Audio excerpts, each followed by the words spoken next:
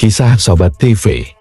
Salam rahayu sedulurku semua. Semoga kita selalu diberikan kesehatan dan kebahagiaan, juga ketenangan dalam hidup. Sebelum mendengarkan cerita ini, alangkah baiknya sedulur kita bantu channel ini dengan memberikan like, komen, dan subscribe. Titisan Sang Kesatria. Satrio Piningit. Di sebuah tanah Nusantara yang kaya akan tradisi dan misteri, beredar sebuah ramalan kuno yang menyebutkan akan datangnya sosok titisan Satrio Piningit. Ramalan itu tertulis dalam prasasti tua, diukir di dinding pura, yang tersembunyi di balik lembah kabut. Konon, di saat kegelapan merundung dan kejahatan merajalela, sang pewaris yang berjiwa mulia akan muncul, membawa keseimbangan antara alam manusia dan semesta. Kisah ini pun bermula ketika bintang-bintang mulai bersinar, dengan sinar yang berbeda di langit malam. Di desa kecil bernama Candrakirana, terletak di kaki gunung berapi, yang senantiasa mengeluarkan asap tipis, hiduplah seorang pemuda bernama Pradipta. Anak yatim piatu yang dibesarkan oleh sesepuh desa, Pradipta selalu terasa berbeda. Sejak kecil, ia memiliki insting tajam dan kemampuan merasakan kehadiran roh-roh alam. Warga desa pun mulai membicarakan bahwa dalam darahnya mengalir titisan Satrio Piningit, sosok legendaris yang telah lama dinantikan. Setiap malam, ketika rembulan menyinari sawah dan hutan di sekitarnya, Pradipta sering terjaga oleh bisikan angin yang seakan memanggil namanya. Di balik tatapan matanya yang tenang, tersimpan beban takdir yang harus dipikul. Meskipun ia tidak sepenuhnya mengerti arti dari semua itu, hati kecilnya yakin bahwa nasibnya telah tertulis jauh sebelum ia lahir. Suatu malam, ketika hujan turun dengan derasnya membasahi bumi, Pradipta bermimpi. Di dalam mimpi itu, sesosok leluhur berjubah emas mendekatinya dengan tatapan penuh kasih dan kebijaksanaan. Anakku, engkaulah titisan Satrio Piningit. Saatnya engkau bangkit dan melaksanakan takdirmu untuk menyeimbangkan dunia ini. Suara itu bergema bagai petir di tengah badai. Bangun dengan perasaan campur aduk antara takut dan harapan, Pradipta pun mulai mencari petunjuk tentang jati dirinya. Dengan bekal keberanian, ia mendatangi sesepuh tertua di desa, Pak Jatmiko, yang dikenal memiliki pengetahuan mendalam tentang legenda dan ramalan kuno. Pak Jatmiko membuka lembaran-lembaran naskah usang dan menceritakan tentang perjalanan panjang para pahlawan yang telah ada sebelumnya. Kau harus menapaki jalan yang penuh liku, membuktikan bahwa hatimu sekuat baja dan jiwamu senyap bagai samudera, pesan sang sesepuh. Dengan doa restu dan perbekalan secukupnya, Pradipta pun meninggalkan Candrakirana. Perjalanan dimulai dari jalan setapak yang menanjak, melewati hutan lebat dan sungai yang berkelok-kelok. Di setiap persimpangan, ia menemui berbagai makhluk gaib yang menguji kemampuannya. Di hutan terlarang, ia bertemu dengan sosok penjaga alam, Ratu Wulan, yang menguji keberanian serta kebijaksanaan Pradipta. Jika engkau ingin melangkah lebih jauh, buktikanlah bahwa hatimu murni dan niatmu tulus, ujar sang ratu dengan suara lembut namun tegas.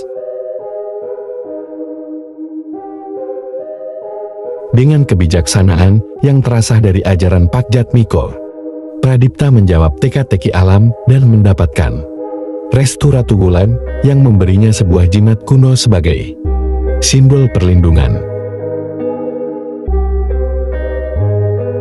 Selanjutnya, di lereng gunung yang diselimuti kabut, Pradipta harus melewati lembah kesendirian, tempat di mana roh-roh penasaran mencoba menggoyahkan tekadnya. Disinilah ia belajar arti pengorbanan dan ketabahan. Dalam keheningan malam, ia mendengar kisah-kisah pilu para pahlawan yang pernah jatuh karena keraguan, sehingga ia pun semakin mantap melangkah. Setelah menempuh perjalanan panjang, Pradipta tiba di sebuah kota yang dulunya makmur, namun kini terseksa oleh bayang-bayang kejahatan. Kota itu diperintah oleh seorang tiran yang dikenal sebagai Kala Damar, yang telah menciptakan kekacauan dan penderitaan. Mengetahui bahwa nasib banyak jiwa bergantung pada keberaniannya, Pradipta pun mengumpulkan para pejuang kecil yang setia, mulai dari para petani, pendeta, hingga prajurit bayaran yang berani melawan tirani. Di tengah medan pertempuran, kekuatan magis dan keberanian berpadu, Pradipta dengan jimat sakral di tangannya memimpin pasukan dalam serangan yang tak terduga. Ia menebar semangat perjuangan dan keyakinan bahwa kebenaran pasti menang. Di antara debu dan asap, terjadilah pertarungan epik antara kekuatan kebaikan melawan kegelapan. Setiap ayunan pedangnya seolah menyinari harapan, mengusir kegelapan yang telah lama menyelimuti jiwa-jiwa manusia. Kala Damar, yang selama ini merasa tak terkalahkan, akhirnya terpukul oleh kekuatan iman dan persatuan. Dalam pertempuran klimaks yang berlangsung hingga fajar, Pradipta berhasil menjatuhkan tiran itu. Kemenangan itu bukan hanya miliknya, melainkan kemenangan seluruh umat yang selama ini tertindas oleh kezaliman. Setelah kekalahan Kala Damar, kota yang dulu lumpuh kini mulai merasakan embun pagi baru. Pradipta diakui bukan sekadar pahlawan, melainkan sebagai titisan Satrio Piningit yang sesungguhnya. Ia tidak menganggap dirinya sebagai penguasa, melainkan sebagai penjaga keharmonisan antara manusia dan alam semesta.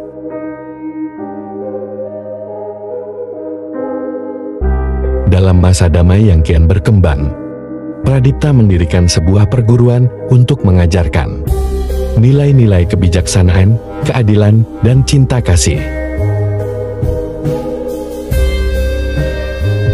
Setiap murid yang datang membawa harapan baru bagi negeri yang pernah terluka. Perguruan itu menjadi pusat ilmu dan pengabdian, tempat di mana ajaran leluhur dan semangat kebangsaan bersatu. Pradipta menyadari bahwa kekuatan sejati bukan hanya terletak pada kemampuan bertarung, melainkan pada keikhlasan hati untuk mengorbankan diri demi kebaikan bersama. Dalam keheningan malam, di bawah sinar rembulan yang masih setia menyinari bumi, Pradipta kerap merenung tentang perjalanan panjangnya. Ia tahu bahwa jalan kehidupan selalu penuh liku, dan tantangan baru akan terus datang. Namun, dengan tekad dan keyakinan yang telah tertanam dalam jiwa, ia siap meneruskan legasi Satrio Piningit ke generasi berikutnya. Legenda Pradipta pun tersebar dari desa ke desa, dari generasi ke generasi. Kisah sang titisan Satrio Piningit bukan sekadar cerita tentang keberanian dan pertarungan, melawan kejahatan.